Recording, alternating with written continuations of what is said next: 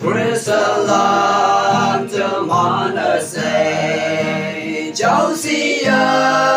ngôn ngầm hà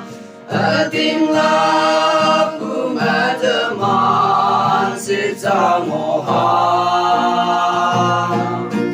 có quang vương ở mây phầy có thông như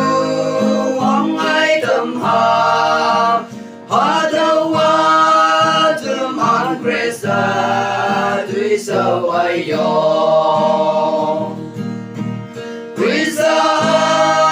quang ai pha nam quang ai cần bu ngô nam quang ai sip si quang ai sip sa thầm nam quang ai thơm an chinh mây hà nơ linh thần Jesus y bên lòng thờ tay cha lana say thờ nhân y bư quang ai ngâu lan cũng tâm thờ ya phải ya không mu lan mê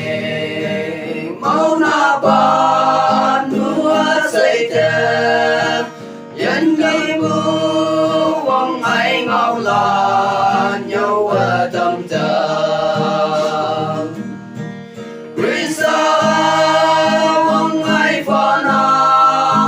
quang ai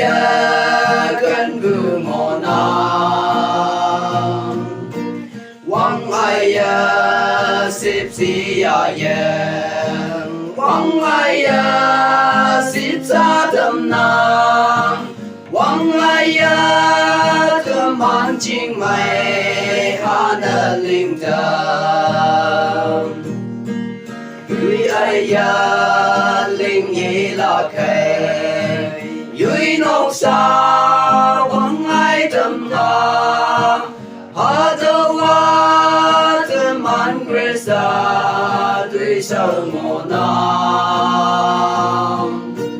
chính mây xếp si hay cần bừng ở tiếng la bu mô cơ mà nhân nhi bư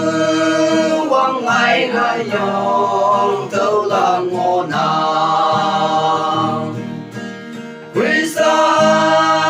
quang ai pha nam quang ai cần bu ngô nam quang ai sip si quang ai sip sa thầm nam quang ai thơm an chinh mây hà nơ linh thần